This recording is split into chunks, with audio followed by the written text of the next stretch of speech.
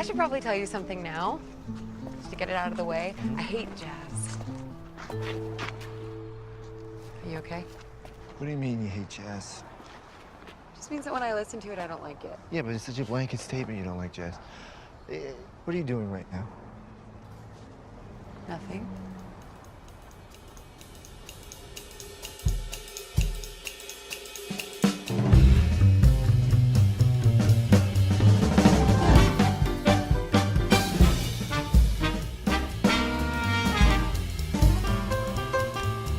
I just think that people, when they say that they, hate jazz,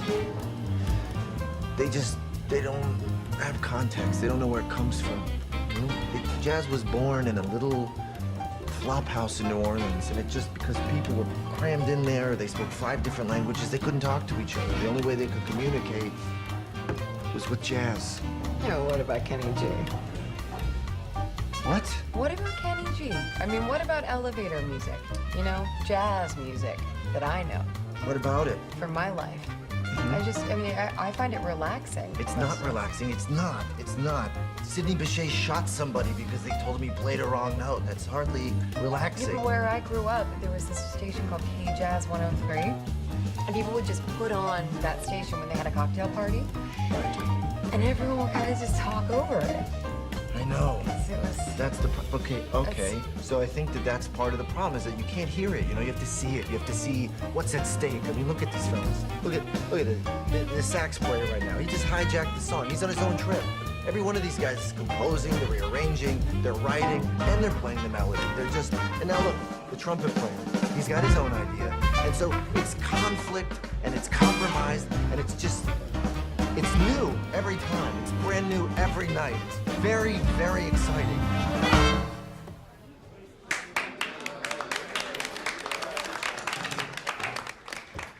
And it's dying.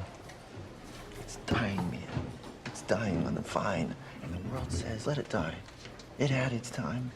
Well, not on my watch. While I'm alone and blue as can be, dream a little dream of me. Stop. Yeah. Excuse me? Yeah. What are you listening to? Jazz? Yeah, how do you know that? Well, it's so loud. But anyway, do you know anything about jazz? Oh yeah, of course I know. It's kind of beautiful music, and you know that it kind of originated from New Orleans. So you must know a lot about jazz then? Yeah, let me tell you about that. Go ahead. Jazz is a music genre that originated in the African American communities of New Orleans, which is in the Louisiana state of America, in the late 19th century to the early of the 20th century. During that time, around the turn of the 20th century, New Orleans, Louisiana was some kind of melting pot of cultures. It was the major sea of river port and also a center for entertainment where people from all over the world come together there, and as the result, musicians were exposed to a variety of music. Jazz was created through the blending of all the musical traditions that could be heard throughout the city, such as the European classical music, American blues, or South American song and rhythm that came together to form something we know as jazz. It can be seen as the reflection of the cultural diversity and individualism of this country due to its openness to all influences and personal expression through improvisation. But however, throughout its history, jazz has reached to the world popular music and art music, and it also expands to a point where its styles are so varied that one may sound completely unrelated to another. The question to consider is that what jazz is like. At the basic level, we can identify jazz by looking at its characteristics, which are swing and syncopation. improvisation, bend note and mode, and distinctive voice. Swing is the rhythmic momentum that make people or the audience want to dance and snap the finger along the music. And part of what makes jazz swing is the use of syncopation. Syncopation is the technique of pressing accents or emphasis in surprising places. Improvisation, the technique and creative ability in which the musician doesn't have to prepare the show beforehand. And bend, note, and mode. Normally, jazz players often use note combinations that cannot be produced on a piano, but instead they bend the note by bending a string on guitar or sliding between notes on a saxophone in order to alter its pitch and make the sound in which that help jazz to create some kind of a sense of mystery, tension, and also energy. And another unusual jazz technique is the use of mode. It is the various scales or group of notes, but instead of using rapid chord change that require a soloist to employ many different scales, but in this case the modern jazz song will allow only one or two. And the distinctive voices, in the same way that every one person has the distinctive voice, so that every jazz musician. With experience, we can detect variation in phrasing, which is the way a musician puts together a string of notes, which is similar to our pattern of speech, with tone, rhythmic sense, and improvisation style, and also other elements that mark each player's musical personality. One thing that makes jazz music so unique is its focus on improvisation. Louis Armstrong, a trumpet player from New Orleans, is considered as the father of the modern jazz improvisation. His trumpet solos were melodic and playful and also filled with energy that could only result from being composed on the spot. He had inspired countless authors, especially a leader of several groups in the 1920s and 1930s, in order to make the music their own by developing a personal style of improvisation. Moreover, thanks to early records, the music of Armstrong and some other musicians from New Orleans able to reach a broad radio audience, the music popularity began to increase as its sophistication as well, and the major cultural center around the country began to feature jazz bands. It is true that with the introduction of large-scale radio broadcasts in 1922, American people were able to experience different styles of music without physically visiting a jazz club. Through broadcasts and concerts, the radio provided Americans with trendy new styles for exploring unfamiliar cultural experiences. But however, even though jazz was originally from Black African American people, but because of the racial prejudice that they had to face during that time, jazz was not really famous among black musicians as much as the white, who could attract many more audience for this new kind of music. And again, thanks to people like Armstrong who were so popular on the radio and able to brought African American style and influence to a predominantly white cultural scene which remain until today. Actually, I was tasting you. During the Jazz Age, it was not only about jazz. There were many things going on during the time. A lot of changes, where some are the influences from jazz too. The 1920s were an age of dramatic social and political change.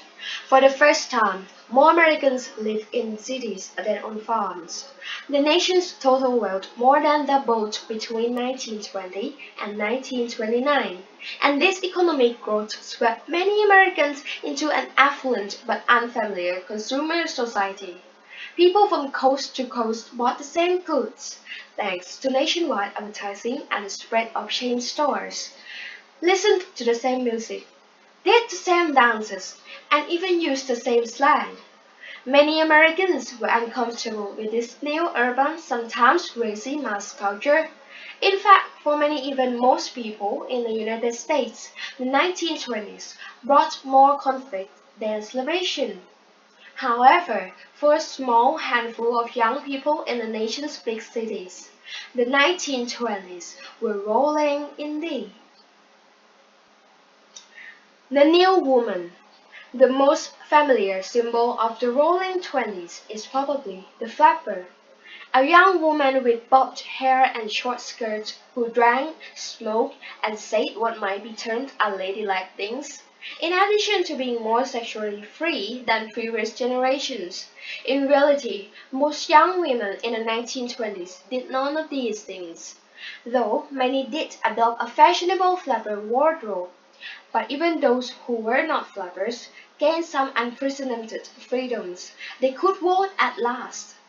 The 19th Amendment to the Constitution had guaranteed that right in 1920. Millions of women worked in white-collar jobs, as stenographers for example, and could afford to participate in the burgeoning consumer economy. The increased availability of birth control devices such as the diaphragm made it possible for women to have fewer children, and new machines and technologies like the washing machine and the vacuum cleaner eliminate some of the drudgery of household work. The birth of mass culture.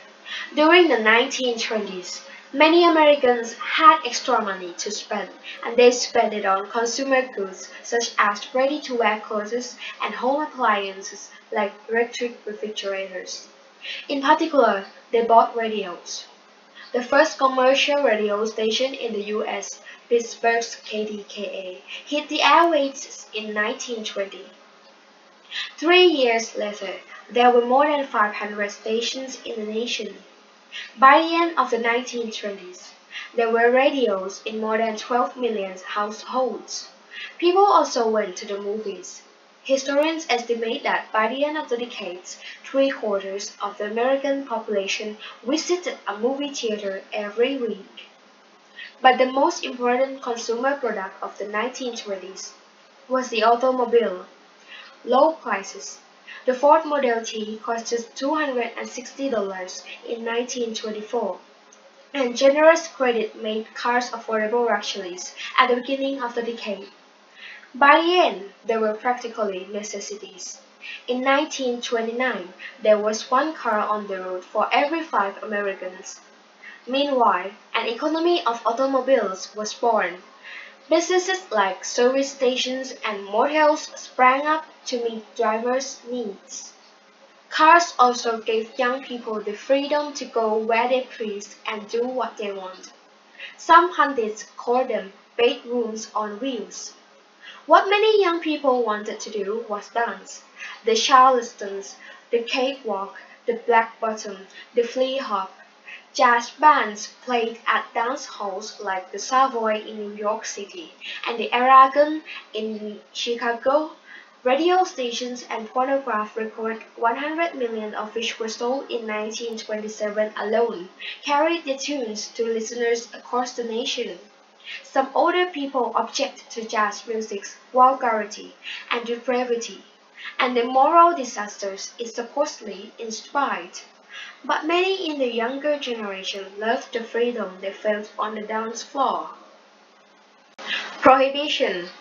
During the 1920s, some freedoms were expanded while others were curtailed.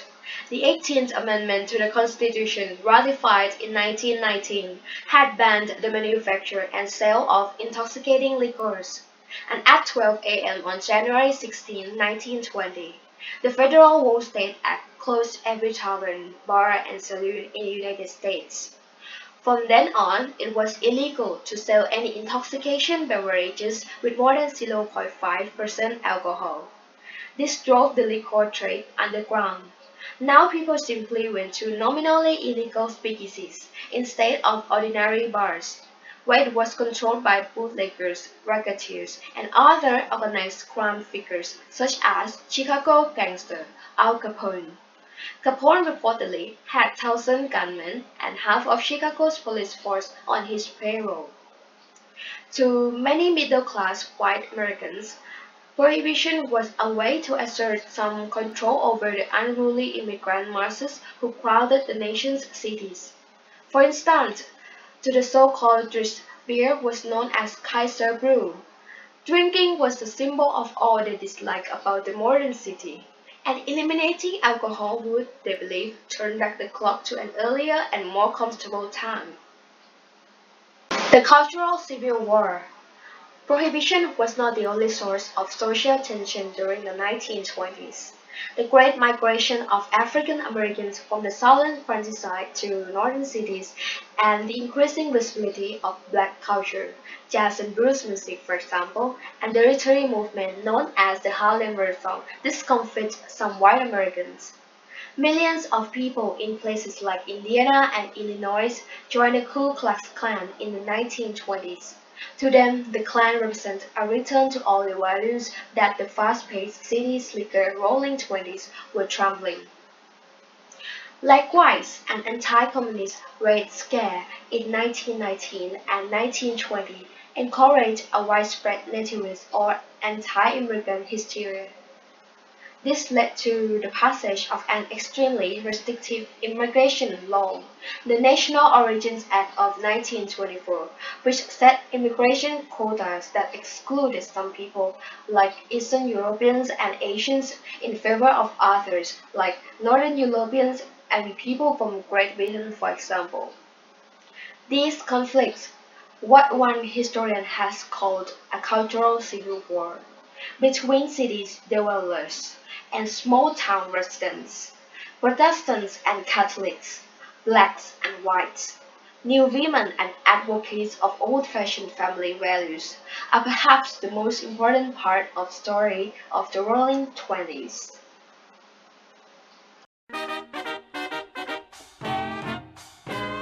For many, the 1920s evokes images of flappers and speakeasies. But for one group of Americans, the decade was also one of rebirth. It was known as the Harlem Renaissance. For the first time, African American writers, artists, and musicians won renown for their contributions to world culture. Their goal? To find outlets for group expression and self-determination as a means of achieving equality and civil rights. When World War I broke out, American factories experienced a shortage of workers. Many Black Americans living in the South saw this as their chance for a better life. They migrated in droves to northern cities, such as Chicago, Detroit, and New York. The New York City neighborhood of Harlem, in particular, attracted a large number of African American artists and intellectuals. It wasn't long before Harlem became the epicenter of an artistic explosion. Works produced during the Harlem Renaissance appealed not just to blacks, but crossed over to white audiences as well. The musical Shuffle Along, written by and starring African Americans, became a smash hit on Broadway. I'm just wild about Harry, and Harry's wild about me. Langston Hughes was among the period's most famous writers. Known for his folksy humor, he was nicknamed the O. Henry of Harlem. Other writers included Countee Cullen, James Weldon Johnson, and Zora Neale Hurston. Great artists also emerged on the Harlem scene, such as Aaron Douglas and Augusta Savage, who opened her own studio and taught sculpture to other African Americans. And then there were jazz legends. Among them, Duke Ellington, Bessie Smith, and Cab Calloway.